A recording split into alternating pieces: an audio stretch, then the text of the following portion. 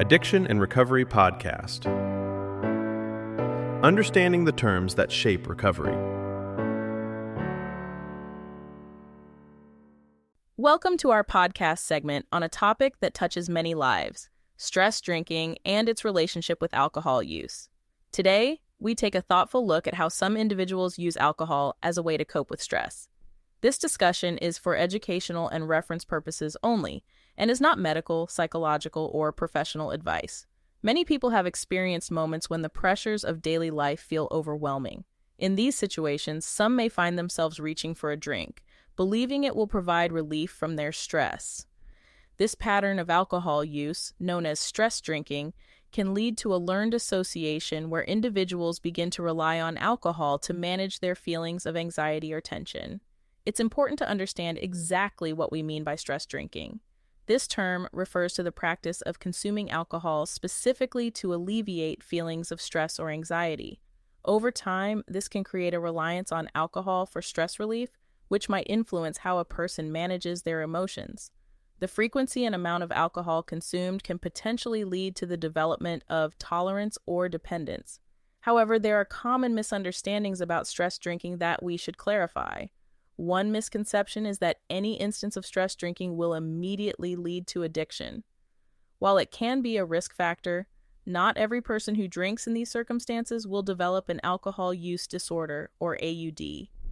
Another misconception is that addiction from stress drinking happens quickly. The progression to an AUD can vary significantly from person to person.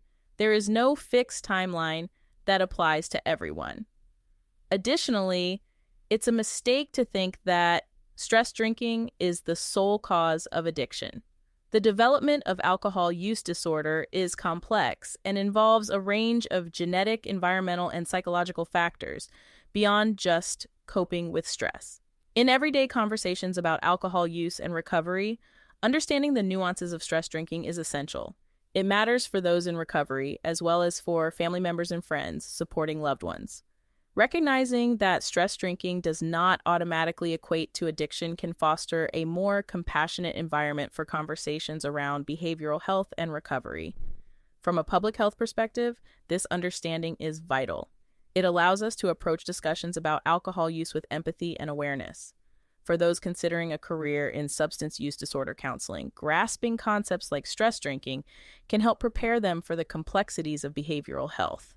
These insights may enhance their ability to support individuals navigating their own paths to recovery. As we conclude, it's worth noting that topics like this are often explored in addiction counseling education. Institutions such as InterCoast colleges offer programs that delve into discussions about behavioral health and recovery support. If you'd like to learn more about education pathways in this field, you can visit intercoast.edu. Thank you for joining us today as we navigated this important topic. If you or someone you care about is struggling with mental health or substance use, help is available. You can contact the SAMHSA National Helpline at 1-800-662-HELP. Available 24 hours a day, 7 days a week, free and confidential, in both English and Spanish. You can also call or text 988 to reach the Suicide and Crisis Lifeline anytime. And if you're looking for treatment or support services near you, simply text your 5-digit zip code to 435748. That's HELP for you to receive local resources. Reaching out is often the first step toward recovery, and support is available whenever you're ready.